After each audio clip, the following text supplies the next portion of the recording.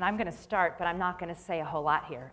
But I'm sorry that Chris from ESPN left, because I really wanted to thank him for talking about television, the big screen that people still go to for news and information. It's still a place that we have a lot of pride in. We are Hearst Television, but we are a multimedia news organization. Our focus is local news, and we have operations in 25 cities across the country. And we do value the multiple platforms that we can produce our content on. Just like Chris was speaking about, you know, the best screen available, we want to be there. We want to be the trusted source for the consumers and for what they're looking for. So I'm going to let Ernie do most of the talking this morning. Or this afternoon, I guess it is. This is really his area of expertise. But I'm here for a couple of reasons. You know, one of the reasons I'm here is we've hired a lot of students from Missouri, so hence the black and golds. I'm here showing support. Did not graduate from here. I think I'm sad to say, actually, the more time I spend here. But no disrespect to my university, but really good students here that are playing a vital role across our company. And so I'm excited to be here and have a better understanding. I'm also really interested in hearing. I've heard so many things today. I'm learning a lot from you all, and that helps me figure out some of what we can do better and how we can be better serving our audience. So that's important. But probably the most important reason I'm here with Ernie is because I think as we talk here today, our focus really is how do you take more of a legacy operation and become less traditional and serve all of these platforms. And I think the first and most important thing is that you integrate and you become one team.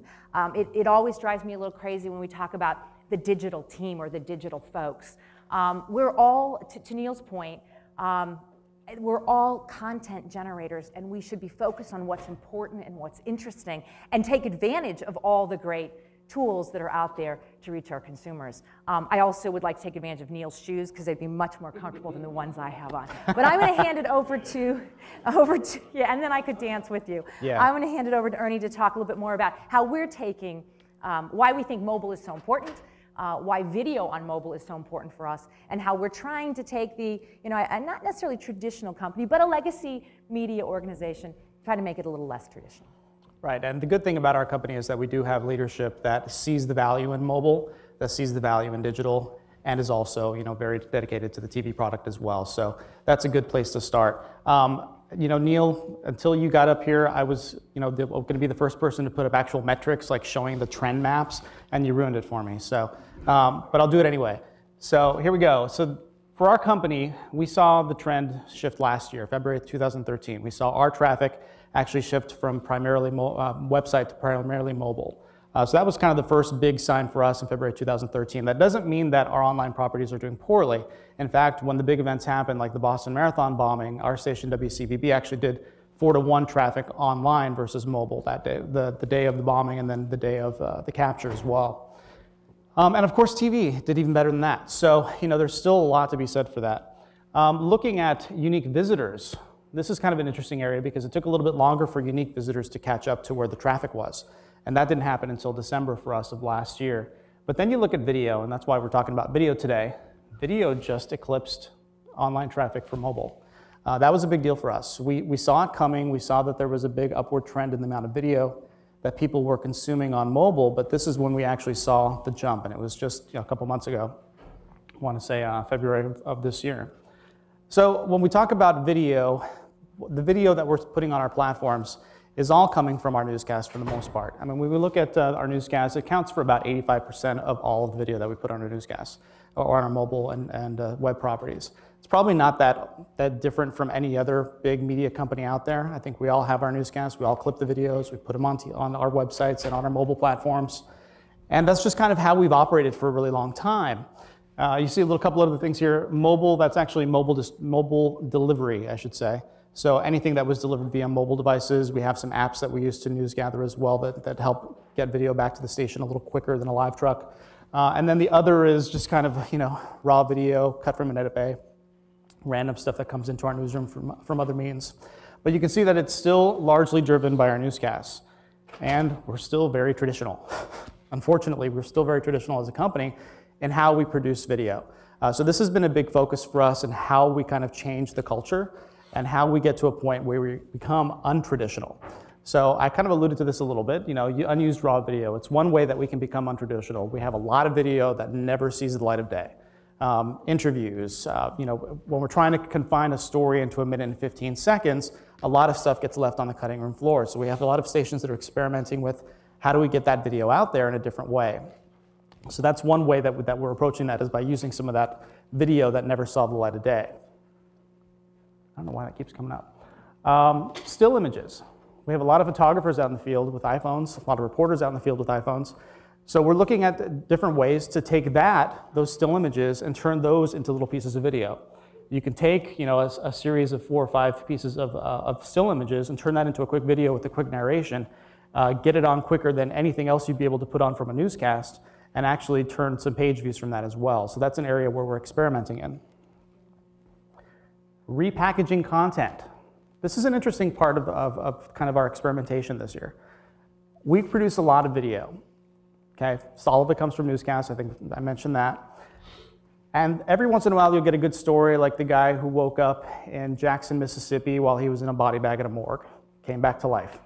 People will click on that. You get the story about the missing elderly man who shows up behind our live crew up in Maine, just while they're in the middle of the live shot. People will click on that. That's really clicky content. But not all of our content is going to have that kind of virality. So what we're looking at is, how do we take the content that we're producing, because we produce a lot of content across our 25 TV stations. How do we take that content and get it to reach a different audience? Say the people who aren't necessarily watching our television station. Because we have a lot of our users, a lot of the visitors to our mobile and our web platforms are also our TV viewers. So we're trying to reach that other audience. A lot of times that other audience is also a younger demographic. And we're working with companies that do that. It's also a really kind of gray area, because there are a lot of companies out there that are using our video in that way already, and we're not getting any credit for it.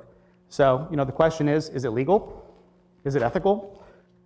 Still questions to be worked out, but it's definitely something that we're challenged with, and something that we want to get in front of by doing it with our own video.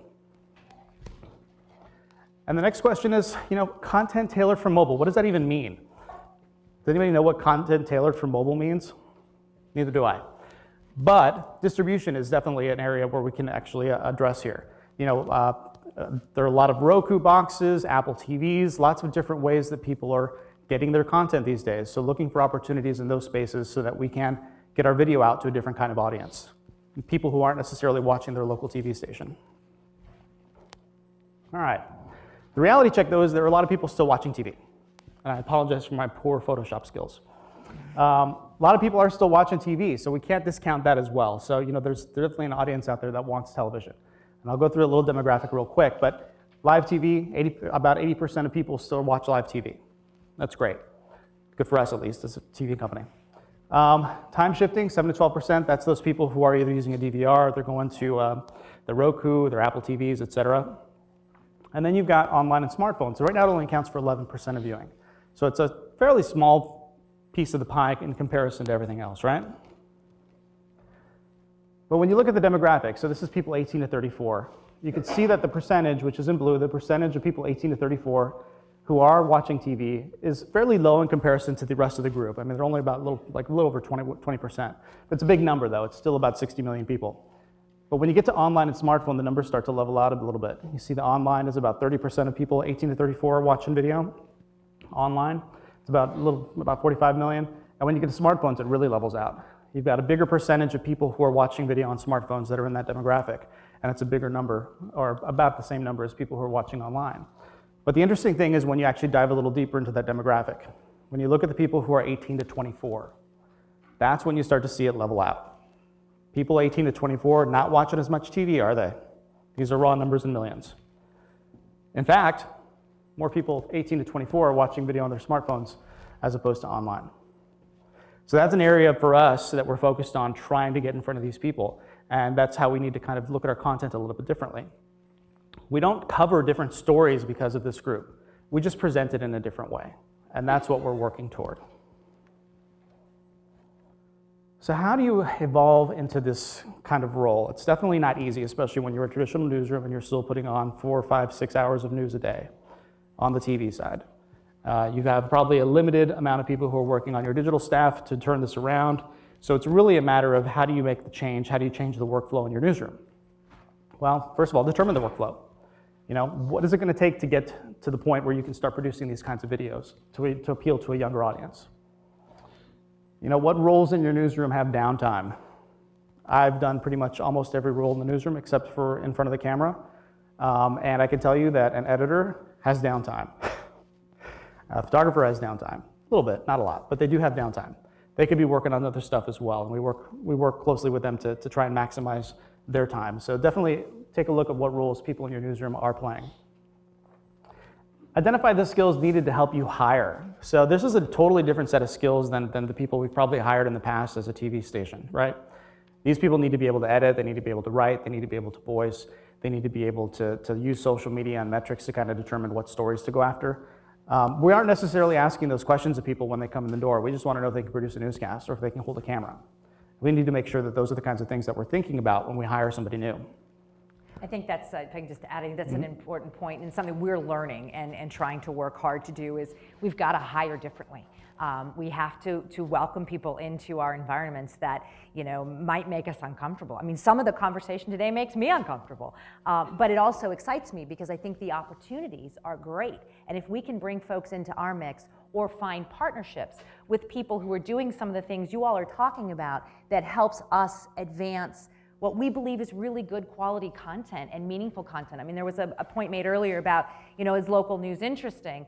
I would argue it can be and it should be, and that our job is to make it interesting. And there are a lot of people in these local markets that we serve that depend on the local news to be there and provide them information. But yes, should it be interesting and should we be getting their attention and holding their attention? Absolutely. So anything we can do to get our message out with those great tools is important. Finding the people who can help us do that is also critical, and probably more critical than a lot of things. We talk about workflow and who has downtime, all very important things we need to do in a more traditional room, but we also have to have those people there that can help us figure out those things and also not be afraid of what the changes that we need to make. All right. And then, of course, establishing new deadlines. Most reporters in our operations have a deadline of 5 o'clock every day. Their story has to be ready to go on TV. We've got to move some of that stuff up in the day. And part of, there are a lot of newsrooms that have experimented with, next gen, whatever that means, getting people to deliver content back to the newsroom earlier in the day. This is a step toward that, making sure that people understand that you're trying to get content back in earlier in the day and trying to reach a different audience. And it's going to require a different part of your brain than putting together a TV package. And of course, commit to training and retraining. This is really important. A lot of times when a reporter gets hired at a station, they learn iTunes or iNews or ENPS, but they never learn how to publish to the website, or they never learn how to pick up an iPhone and shoot video and edit on their iPhone. Really important to include that as part of the training package, especially for a lot of the legacy media like ourselves, and we're working into our training when we hire somebody new. And of course, retraining. I mean, you've got a lot of talented people on your staff who maybe have never tried any of this before. This is a great opportunity for you to get in front of them, see if they have new talents that you've never identified before and can contribute to this process. So now once you've got that in place, what do you do? Making video first. Okay, so pick stories that appeal to a younger audience, and this is really simple. Use metrics, use analytics. You've got probably Chartbeat in your newsrooms, you've probably got Google Analytics, you've probably got Omniture, any of those. They'll tell you what people are clicking on. They'll tell you what the kind of content that people are interested in. So try and see if you can identify what that content is. And using social media especially. Finding those stories in social media that are really hitting with the younger demographic is going to be really key to that. Quality, not quantity.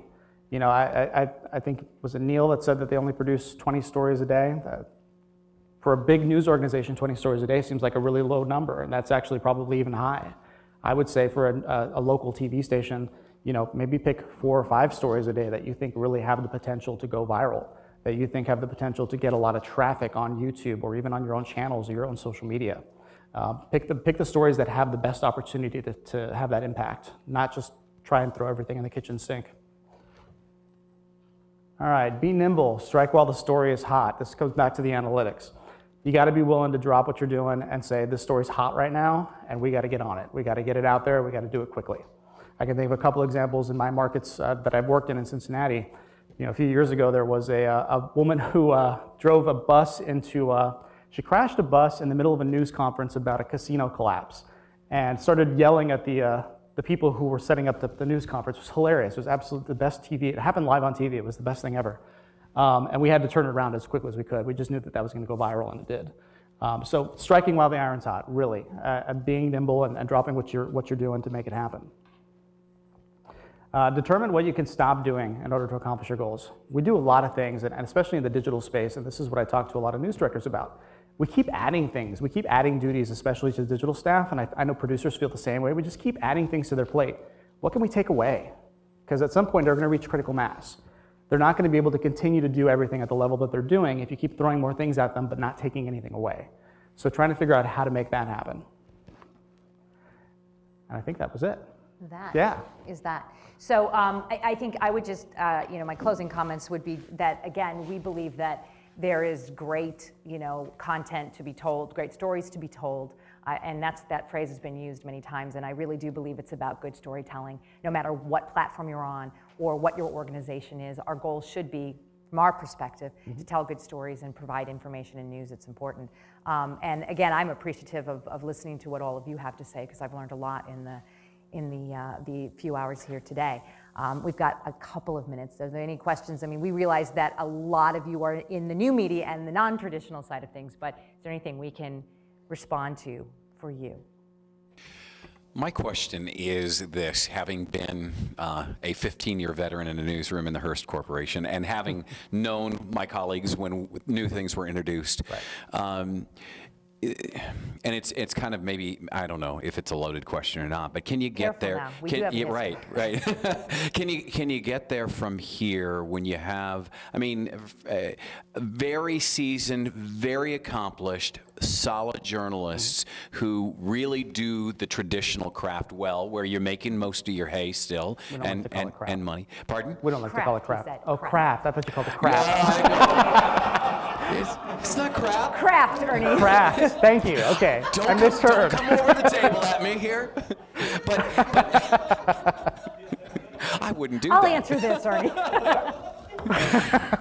Ready to throw down. Yeah, I have. Let's go. But can you get there? And if so, what's the conversation that you're having in those newsrooms when you go there? I think you have to get there. And I actually am bothered when people say you can't do it in a traditional newsroom.